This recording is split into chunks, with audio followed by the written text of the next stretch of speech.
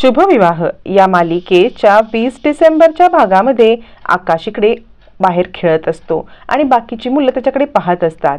आकाश विमान उडवत असतो आणि त्याच वेळेला मुलं म्हणतात, हे असे काय करतायत काका? ओ काका, तुम्ही काय करताय? आकाश म्हणतो, माझं नाव आकाश आहे, तुम्ही मला आकाश म्हणू शकता।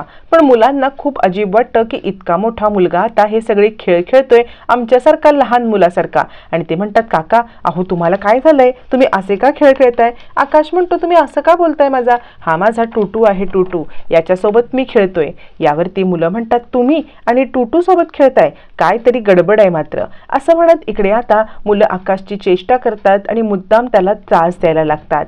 त्यावेळेला आकाश म्हणतो, तुम्ही माझा टूटू काढून घेऊ नका बरं। आणि ती मुलं त्याच्याकडून टूटू हिरावून घेत असताना आकाशचा तोल जातो, तो खाली पडणार तितक्यात एक माणूस येतो, आकाशला सावरतो। भूमी हे सगळं पाहत असते। त्या माणसाने आकाशला सावरल्यामुळे आता आकाशला काही लागण्यापासून तो वाचतो आणि भूमी सुटकेचा निश्वास सोडते।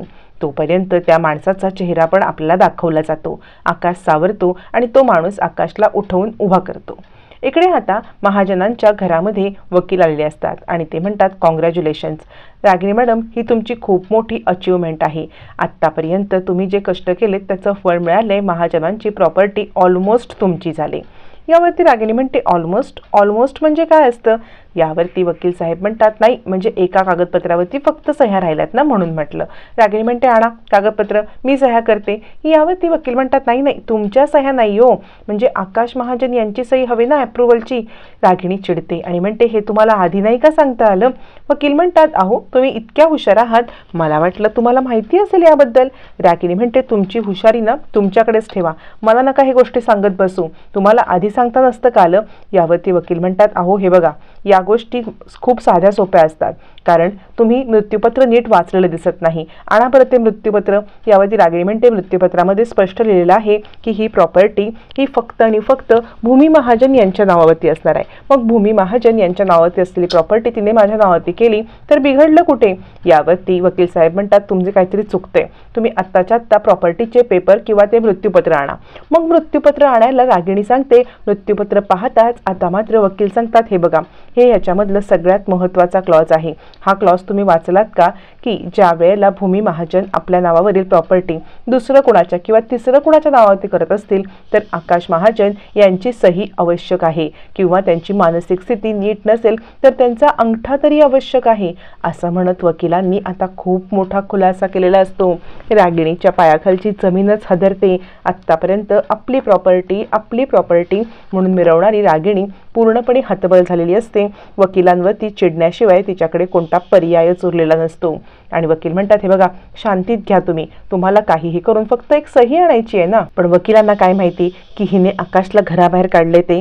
आता मात्र रागिणी चिडते। पौर्णिमा म्हणते, तुम्ही एक काम करा वकील साहेब, तुम्ही आत्ता जा, मी तुम्हाला नंतर ना सांगते कधी यायचं ते, आत्ता यांचा मूड नाहीये ना चांगला, असं म्हणत ती वकिलांना जायला सांगते। वकील गेल्यावरती रागिणी चिडते आणि म्हणते, हा मूर्ख माणूस माझ्याकडून इतके सगळे पैसे घेतलाय आणि आत्ता मला सांगतोय की हे हवे आहे म्हणून, याचं काय करू? याच्यावरती पौर्णिमा म्हणते, आई तुम्ही शांत व्हा। रागिणी म्हणते, कशी शांत कशी होऊ? असं म्हणत रागिणी खूप चिडलेली असते, स्वतःवरतीच रागवलेली असते आणि काय करावं हे तिला काहीच कळत नसतं। तोपर्यंत इकडे पौर्णिमाच्या डोक्यात काहीतरी प्लॅन असतो। तेवढ्यातच आता रागिणीच्या माणसाचा तिला कॉल येतो।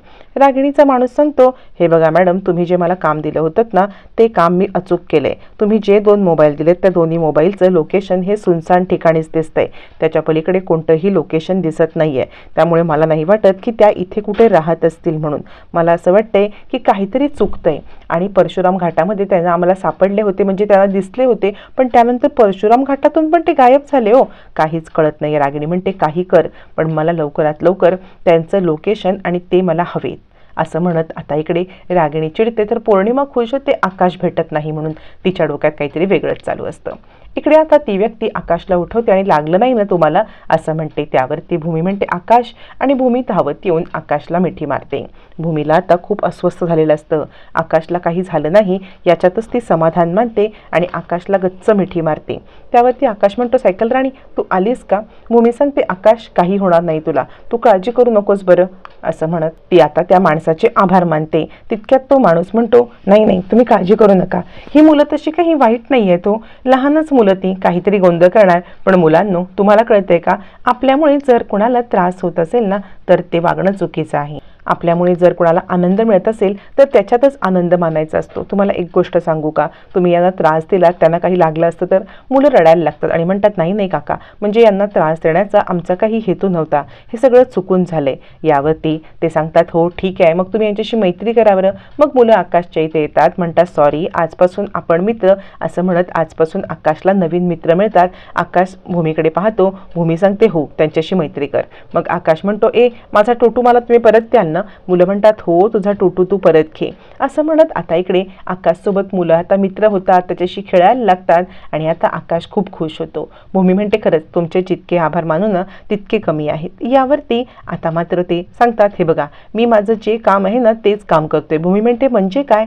यावरती माणूस म्हणतात, अहो तुम्हाला माहिती आहे का, मी एक टीचर आहे आणि टीचर म्हणून जे काम मी सकाळ संध्याकाळ करतो तेच काम मी आत्ता केलं, फार काही वेगळं केलं नाही. भूमी म्हणते, ॲक्च्युली मला कळायला पाहिजे होतं की तुम्ही टीचर आहात, कारण तुमच्या समजवण्यामध्ये, तुमच्या वागण्यामध्ये, बोलण्यामध्ये तो टीचरचा ऑरा दिसतो. यावरती आता ते म्हणतात, हो बरोबर आहे, पण आत्ता मला निघायला पाहिजे, कारण मला ना एक महत्त्वाचं लेक्चर आहे, येऊ का मी? असं म्हणत भूमीचा निरोप घेत आता ती व्यक्ती तिकडून निघून जाते. भूमीला एक महत्त्वाचा आधार मिळालेला असतो या चाळीमध्ये. तोपर्यंत इकडे पौर्णिमा मोबाईल घेऊन मोबाईलवरती काहीतरी टाइमपास करत असते. मानसीच्या लक्षात येत असतं की ताई गेल्यापासून पौर्णिमाची जरा नाटकं जास्तच वाढलेत, जरा जास्तच आनंदात राहते आहे ती. मानसी हे सगळं पाहत असते. त्याच वेळेला तिथे अथर्व येतो आणि म्हणतो, चहासाठी आजी नाही का आली? यावरती मानसी म्हणते, नाही. अथर्व म्हणतो, थांब मी आजीला बोलवून घेऊन येतो, दुपारच्या चहाला दरवेळेला आजी सगळ्यांच्या सोबत असते ना, असं म्हणत अथर्व आजीला बोलवायला जातो. तोपर्यंत इकडे मानसी म्हणते, काय ग पौर्णिमा तुझं चाललंय तरी काय? म्हणजे ताई गेल्यापासून मी बघती आहे तू जरा जास्तच खुश आहेत, घरातल्या सगळ्या जबाबदाऱ्या झटकून टाकलेल्या आहेस आणि कोणत्याही जबाबदाऱ्या घेत नाही आहेस आणि तू अशीच वागणार आहेस का? पौर्णिमा म्हणते, बघे मी इथे काही जबाबदारी वगैरे घ्यायला आलेली नाही आहे, मी कोणाची जबाबदारी घेणार नाही आहे, मी इथे राज्य करायला आलेली आहे आणि मी फक्त आणि फक्त राज्यच करणार. यावरती आजी म्हणते, हो का? म्हणजे मी सुद्धा बघते आहे तुझं वागण्यामधला बदल, कारण भूमी गेल्यापासून सगळ्या घराची जबाबदारी ही मानसी आणि अथर्वने घेतले, कॉलेज सांभाळून ते सगळं हे करतायत आणि तू पौर्णिमा काय करतेस ग? पौर्णिमा तुझं हे वागणं चुकीचं आहे, मला तुझ्या ह्या वागण्याचा खूप राग येतोय, लवकरात लवकर सुधार पौर्णिमा, नाहीतर काही खरं नाही. असं म्हणत आजी सुद्धा आता पौर्णिमाला चांगलंच बोल सुनावते. पौर्णिमा म्हणते, ते मी. आजी म्हणते, काही बोलू नकोस, तुझ्याबद्दलची सगळी माहिती मला आहे, काही मला ऐकायचं नाहीये, तू सुद्धा आजपासून ह्या घरामध्ये जबाबदाऱ्या घ्यायच्या. असं म्हणत आजी खूप चिडते. पौर्णिमा रागारागात तिकडून निघून जाते. मानसी म्हणते, आजी हिला जरासं असंच वागायला पाहिजे, नाहीतर ना ही डोक्यावर चढून बसेल. पौर्णिमा हे सगळं ऐकते आणि म्हणते, मनू तुला मी चांगला धडा शिकवणार आहे, माझी चुगली करतेस काय? आजचा दिवस मी लक्षात ठेवणार, ज्या वेळेला माझा अभिजित परत येईल ना तेव्हा सगळ्यांना मी धडा शिकवणार. असं म्हणत पौर्णिमा चिडलेली असते. तोपर्यंत इकडे भूमी कपडे वाळत घालत असताना आकाश तिकडे येतो आणि भूमीला कपडे वाळत घालायला मदत करायला लागतो. त्यावरती भूमी सांगते, आकाश अरे नको ना, सगळे लोक येता जाता पाहतायत.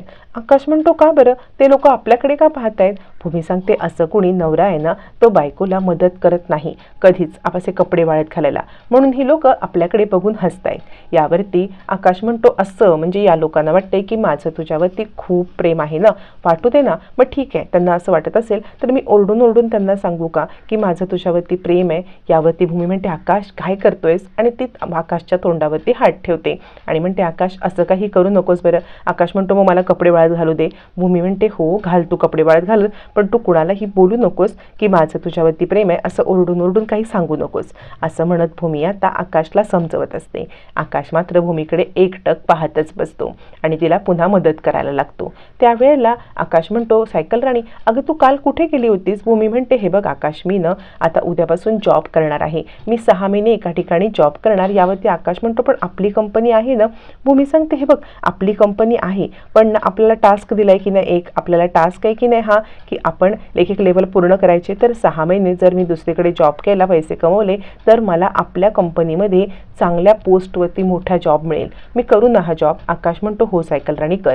असं म्हणत आता भूमीने आकाशला आपण जॉबसाठी जाणार यासाठी मनवलेलं असतं आणि दुसऱ्या दिवशी भूमी आता जॉबसाठी निघते. पण ज्या वेळेला भूमी जॉबच्या ठिकाणी येते ती पाहते तर तिकडे एक डे केअर सेंटर असतं. भूमी म्हणते इथे वर्किंग वुमनच्या मुलांची सोय केली जाते ना, तर माझं कोणी इकडे आलं तर चालेल का?